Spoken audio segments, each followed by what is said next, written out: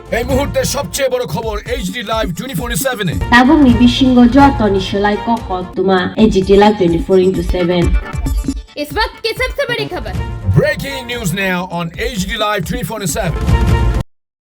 All Tripura book sellers and publishers Dhalai জেলা কমিটির 11তম বার্ষিক সম্মেলন অনুষ্ঠিত হয় আমবাসা টাউন ক্লাব অভ্যন্তরে, যেখানে আমবাসা মহকুমার বুক সেলার্সদের উপস্থিতি ছিল লক্ষণীয়।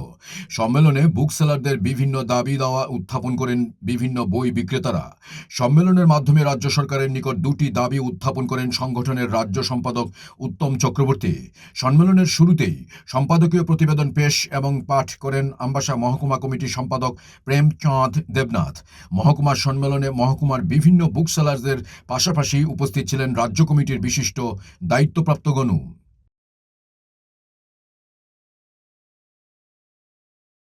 বিদ্যালয়ের ক্ষেত্রগুলিতে যেগুলি বেসরকারি স্কুল বিশেষ করে বই বিক্রি করা হয়, বই বা শিক্ষা সামগ্রী, সেগুলি বন্ধ করা হোক এবং এগুলি বন্ধ করলে পরে ছাত্র সমাজের বইয়ের ভার কমবে, গার্জিয়ানদের পকেট কাটার যে মানসিকতা আছে স্কুলগুলি সেটা কমবে, পাশাপাশি শিক্ষার মনোবৃত্তিটা বাড়বে, ব্যবসায়ী মনোবৃত্তিটা বাণিজ্যকরণ মনোবৃত্তিটা কমানোর জন্য আমরা আজকের এই সভার মাধ্যমে রাজ্যের মাননীয় শিক্ষামন্ত্রী তথা রাজ্যের মুখ্যমন্ত্রী তথা রাজ্য সরকারের কাছে দৃষ্টি আকর্ষণ করছি যে কেন্দ্রীয় সরকারের শিক্ষানীতি অনুযায়ী এবং সুপ্রিম কোর্টের রায় অনুযায়ী সমস্ত বিদ্যালয়ের ক্ষেত্রে বই বিক্রি বা শিক্ষা সামগ্রী বিক্রি বন্ধ করা হোক।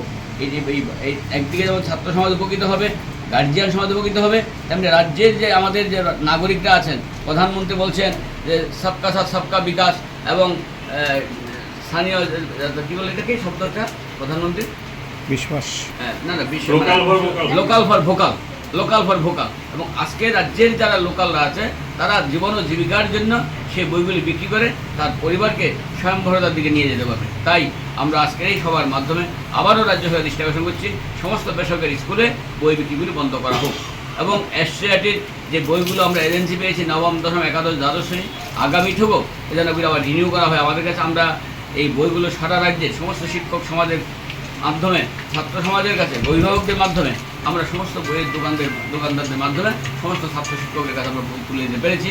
এটা আমাদের সফলতা এবং রাজ্য শিক্ষা দপ্তরের যে নমস্কার, যে all Tripura book sellers and publishers অ্যাসোসিয়েশনের আমবাসা বিভাগীয় কমিটির 11তম বার্ষিক সম্মেলনের মধ্য দিয়ে প্রথমেই আমি গণতন্ত্রের চতুর্থ স্তম্ভ সাংবাদিকদের আমার আন্তরিক শ্রদ্ধা অভিনন্দন জ্ঞাপন করছি।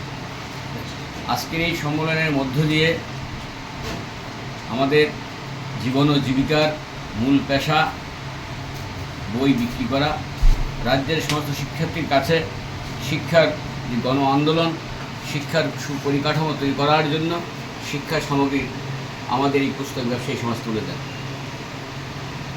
বিগত বেশ কিছু বছর যাবৎ পুস্তক ব্যবসার একটা ঘোরতর অমাবস্যা নেমে এসেছিল। বর্তমান রাজ্য সরকারের সম্মানিত মুখ্যমন্ত্রী অধ্যাপক ডক্টর মানিক সাহা মহোদয়ের সৌজন্যে আমরা আমাদের ঋত গৌরব অনেকটা ফিরে পেয়েছি। আজকের এই সম্মেলনের মাধ্যমে রাজ্য সরকারের কাছে বিগত দিনে যে দাবি করেছিলাম তার মধ্যে একটি মুখ্য দাবি আছে যে রাজ্যের বেসরকারি অনেকগুলো স্কুলে বই এবং শিক্ষা আমরা সুষ্ঠুভাবে বইগুলো অতি কম সময়ের মধ্যে আমরা ন্যায্যগুলো বইগুলো পৌঁছে দিতে পেরেছি। আগামীতেও আমরা প্রত্যাশা করি রিনিউ করার ক্ষেত্রে যেমন এই বছর একটা আমাদের দেরি করেছিল, সেই দেরি না করে আমরা যেন ফেব্রুয়ারি মাসের মধ্যে আমাদের রিনিউটা করে দেন, তাহলে ছাত্র সমাজকে কল্যাণ হবে। আমরা আগরতলা থেকে ধর্মনগর, কমলপুর থেকে কাঞ্চনপুর আমরা যেন খুব সহসা বইগুলো পৌঁছে দিতে পারি। পাশাপাশি এনসিআরটির যে বইগুলির সবচেয়ে বড় সমস্যা হচ্ছে রাজ্যে প্রায় 125টা সরকারিভাবে ইংলিশ মিডিয়াম স্কুল আছে এবং বেসরকারি প্রচুর স্কুল আছে। এনসিআরটি বই পেতে কষ্ট হয়, তাই আমরা চাই এনসিআরটি বইগুলোও যাতে আমাদের the all Tripura book sellers and publishers অ্যাসোসিয়েশনের হস্তগত হয় বা এজেন্সি প্রাপ্ত হয়, তার জন্য রাজ্য সরকার যেন আমাদের সহযোগিতা করেন। এই দুটি আমাদের মুখ্যত দাবি। আমাদের গণতন্ত্রের স্তম্ভ আপনাদের মাধ্যমে তথা সংবাদপত্রের মাধ্যমে আমরা রাজ্য সরকারের দৃষ্টি আকর্ষণ করছি।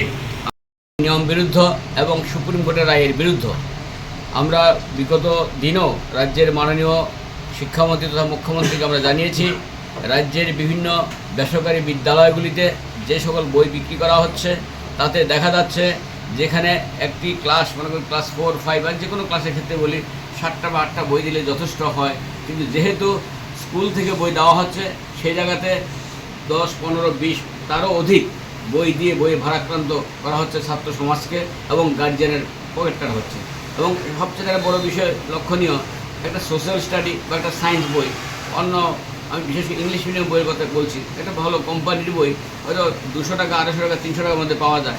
সেই বই 700-800 টাকা বই অন্য কোনো কোম্পানির যারা অধিক মূল্যে বিক্রি করছে, যারা অধিক কমিশন দেয়, সেই বইগুলি বিদ্যালয়ে পাঠ্য করা হচ্ছে।